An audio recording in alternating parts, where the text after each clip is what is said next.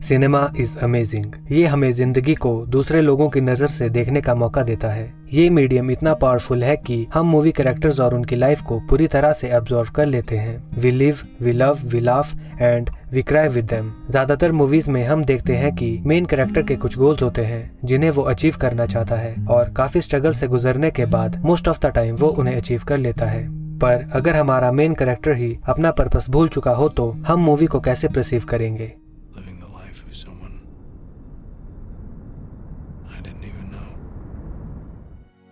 Night of cups हमें यही दिखाती है। वी फॉलो रिक, एक स्क्रीन राइटर जो एग्जिस्टेंशियल क्राइसिस से जूझ रहा होता है। वो फेम और सक्सेस पाने के बावजूद भी अकेला फील करता है और अपने आसपास हो रही चीजों के मीनिंग को समझने की कोशिश कर रहा होता है। Movie is directed by Terrence Malick और मलिक की बाकी मूवीज की ही तरह ये मूवी भी कैरेक्टर के जरिए लाइफ के पर्पस को एक्सप्लोर करने की कोशिश करती है। मूवी में काफी फिलोसफिकल चीजों का रेफरेंस दिया गया है, जिसमें सबसे मेन है philosophy of losing one self by Kierkegaard. Malik ने रिक के कैरेक्टर की हेल्प से कियरकेगार्ड की दी सेल्फ की फिलॉसफी को एक्सप्लोर किया है। कियरकेगार्ड ने अपनी राइटिंग्स में काफी बार उस डिस्कम्फर्ट का जिक्र किया है जो एक इंडिविजुअल आउट ऑफ वर्ल्ड से कनेक्शन क्रिएट करते हुए फील करता है।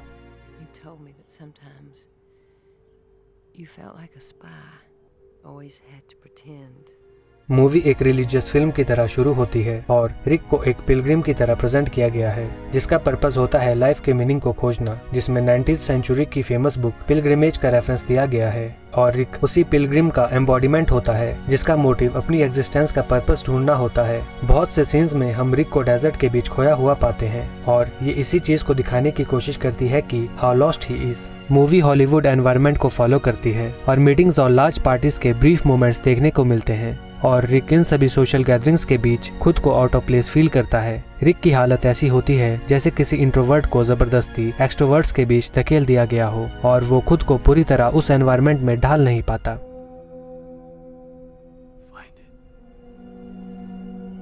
सेडक्शन और टेम्पटेशंस की इस दुनिया में फंसने से पहले रिक एक इंट्रोवर्टेड इंटेलेक्चुअल होता है और अपनी लाइफ की प्रॉब्लम से बचने के लिए वो यहाँ आ तो जाता है पर खुद को पूरी तरह कमिट नहीं कर पाता बिकॉज कहीं ना कहीं उसे पता होता है कि life is something more. Movie को 8 चैप्टर्स में डिवाइड किया गया है जिसमें से 6 पार्ट्स टैरोट कार्ड से लिए गए हैं जो रिक के फ्यूचर और उसके साथ चल रही चीजों को प्रिडिक्ट करते हैं। Movie talks about a pearl which is taken from him of the pearl from acts of Thomas. ये कहानी एक प्रिंस के बारे में है जिसे किंग पर्ल की खोज में वेस्ट की ओर भेजता है, पर जब वो वहाँ पहुँचता है तो उसे वहाँ एक जाम पिलाया जाता है और प्रिंस गहरी नींद में सो जाता है और वो अपना पर्पस भूल जाता है। मलिक ने पर्ल को लॉस ऑफ वन सेल्फ और पर्पस भूल जाने के स्टेट को दिखाने के लिए मेटाफर की तरह यूज किया है। मूवी रिक के पर्सपेक्टिव से उसकी लाइफ में चल रहे कैओस को दिखाती है। मलिक हिंट्स और मेटाफॉर्स के जरिए रिक की चाइल्डहुड मेमोरीज पर लाइट डालता है और हमें रिक के अपने फादर और ब्रदर के साथ चल रहे कॉन्फ्लिक्ट को जानने का मौका मिलता है। तीनों के बीच के कॉन्फ्लिक्ट का मेन रीजन उनका भाई होता है जो खुद की जान ले लेता है और ये इंसिडेंट रिक और उसके भाई को दुख और अपने फादर के प्रति नफरत से भर देता है बिकॉज वो कहीं न कहीं अपने छोटे भाई की डेथ के लिए अपने फादर के केयरलेस बिहेवियर को जिम्मेदार मानते हैं।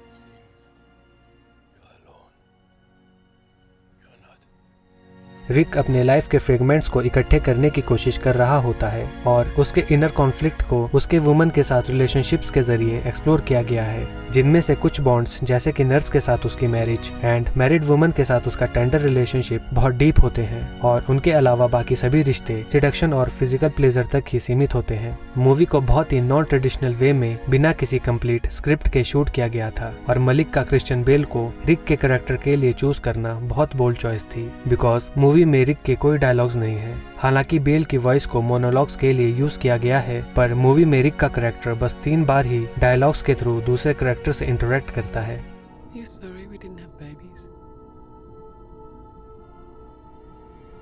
Night of cups is about progress. ये उस प्रोसेस के बारे में है जिससे गुजरकर ही कोई ट्रू पीस को अचीव कर सकता है and that is faith. Movie में रिक उसी रास्ते को फॉलो करने की कोशिश कर रहा होता है बट ये कोई लीनियर प्रोग्रेस नहीं होती। रिक बार बार अनहेल्दी बॉन्ड क्रिएट करके अपनी पार्टनर्स को सेल्वेशन की तरह यूज करने की कोशिश करता है पर कहीं न कहीं मैरिज फेल होने और अपनी वाइफ के साथ फैमिली क्रिएट न कर पाने का रिग्रेट उसे लाइफ में आगे बढ़ने से रोक रहा होता है। मूवी लग्जरी और लोनलीनेस के कॉन्सेप्ट को फॉलो करती है।